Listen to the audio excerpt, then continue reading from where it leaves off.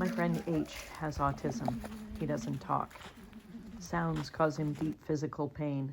When things get too hard, he slams his fist into his head in an attempt to redirect the pain somewhere tangible and controllable. We've worked together for years. He's a young man now, and he's got a dimpled smile that would land him a leading role in a Hollywood movie were it not for his assaulted sensory system, which goes along with his autism diagnosis. He can't tolerate much eye contact. He's already working hard to deal with the sensory load. He gets real relief on a horse with a regular rolling motion, and he's very appreciative if you can keep your body, your voice, and your horse quiet for him.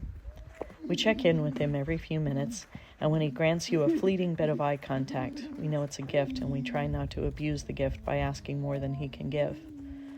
But he is, after all, a young man, and eventually he started to get bored walking circles in the arena. A few weeks ago, I had an idea. I asked his caregiver permission to take him out on our kayak. The next week, I got Becca to help. We put him on Tato, a tall and steady horse, and headed up the hill towards the pond. I worried that an airplane would fly over and send him into fits of auditory pain. I worried that the unfamiliar feeling of riding up a steep hill would cause him to jump off the horse in a panic and run for the safe, quiet space of his caregiver's car. But he didn't. He rode up to the pond, and he hopped off Tato, and he and I loaded onto the kayak while Becca held the horse. Pushing out onto the pond, I second-guessed myself. If his rocking got more intense, could I keep us safe? I turned my body around so that he and I were back to back. He's not eager to be touched. I hoped that human touch would be accepted back to back, where there'd be no chance of a terrifying frontal gaze. I rowed the boat, and his vocal stimming, his rocking and gasping began to slow. I quit rowing the boat, and we soundlessly drifted across the dark pond.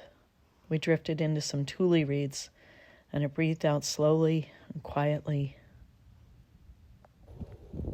and everything went silent. All the rocking, all the humming, all the ear covering, and then he leaned into my back.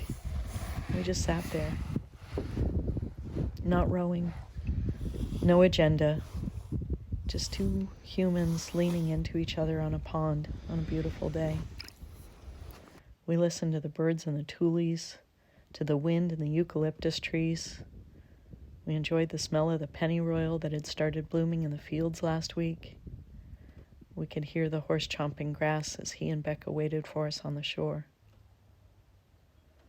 At some point, it was time to head back. I handed him the paddle, and he began to paddle us back to the horse. We got out of the boat, and Becca and I looked at each other with tears. I wasn't making this up. Becca saw it and heard it too. We held the horse next to a bench, and he hopped on. The dog joined us, and everyone walked down the hill together, absorbed in silent thoughts. The following week, he showed up eager to repeat the experience. Again, the excitement to get on the horse. Again, eager to get on the kayak. This time, Becca took him out.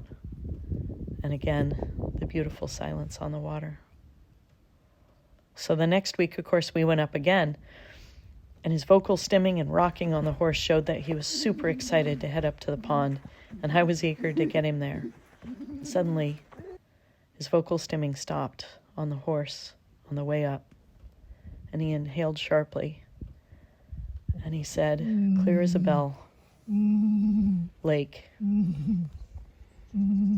H doesn't talk. Sometimes people with autism who struggle with speech will echo your words. It's often the first step in verbal communication. But he wasn't echoing my word. I use the term pond for our body of water. He was using his word, showing us that he has his own rich understanding of the experience. He was truly communicating. I felt honored and trusted, and reminded that miracles happen when we hold space for others.